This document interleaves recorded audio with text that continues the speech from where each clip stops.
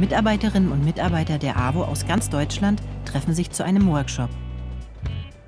Es geht um die Agenda 2030 für eine nachhaltige Entwicklung. 2015 wurde von den Vereinten Nationen die Agenda 2030 für nachhaltige Entwicklung verabschiedet. Alle Mitgliedstaaten haben sich verpflichtet, bis 2030 Armut, Hunger und Klimawandel lokal und global zu bewältigen und Ungleichheit und Krieg entgegenzutreten. Dazu wurden 17 Ziele für nachhaltige Entwicklung festgelegt. Auf Englisch heißen sie Sustainable Development Goals, kurz SDGs. Die Ziele gelten für alle Staaten, nicht nur für die Länder des globalen Südens. Auch hierzulande leben zum Beispiel etwa 13 Millionen Menschen in relativer Armut. Erstes Ziel ist es, bis 2030 Armut weltweit zu reduzieren und extreme Armut ganz zu überwinden. Hör mal, bei mir heißt das Freiheit. Denn soziale und materielle Sicherheit, das ist ja die Voraussetzung für ein Leben in Freiheit. Dafür setzt sich Martina in der AWO-Schuldnerberatung ein. Hier unterstützt sie verschuldete Menschen und hilft ihnen, neue Perspektiven zu gewinnen.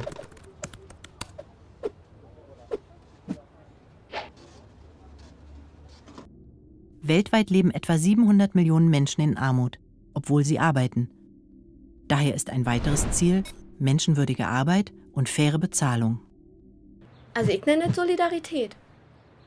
Denn nur gemeinsam haben die Menschen die Kraft, sich gegen Unterdrückung und Ausbeutung zu wehren.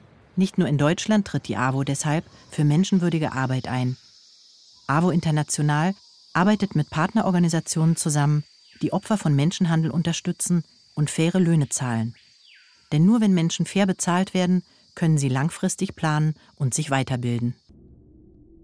Auch hochwertige Bildung ist eines der Entwicklungsziele. Denn Bildung befähigt dazu, die eigene politische, soziale und wirtschaftliche Situation zu verbessern. Zu diesem Zweck soll weltweit eine Bildung gewährleistet werden, die hochwertig, gleichberechtigt und inklusiv ist. Also ich sage dazu Toleranz.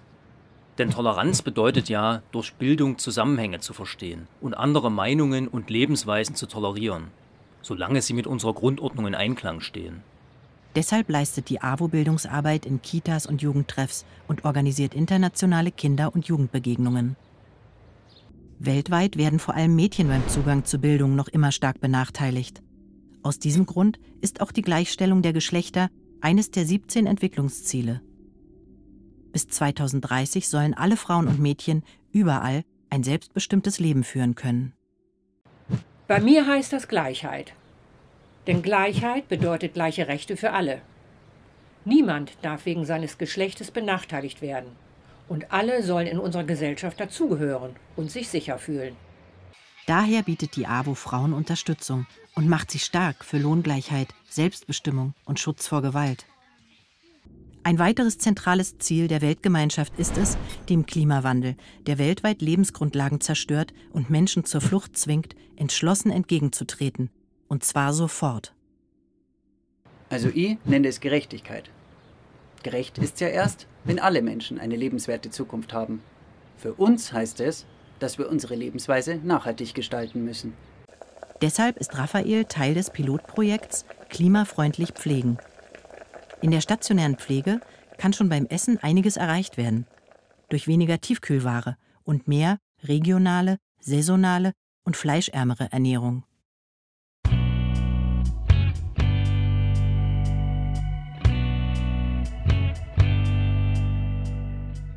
Öfter mal vegetarisch, regional und saisonal, auch in der stationären Pflege, damit soziale Arbeit klimaneutral wird. Denn wenn alle 18.000 AWO-Einrichtungen mitmachen, können wir einen echten Unterschied machen. Zum Beispiel auch, wenn wir beim Einkauf für unsere Einrichtung auf fair gehandelte Produkte achten. Oder stell dich gegen Diskriminierung, sprich Ungerechtigkeiten an und überdenke eigene Vorurteile für Gleichberechtigung. Und gegen soziale Ungerechtigkeit und Armut.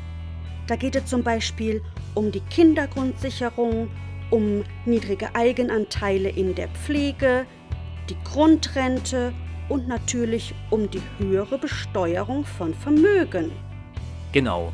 Oder mach dich stark für eine Bildung, die allen zugänglich ist und hilf so, eine tolerante Gesellschaft aufzubauen.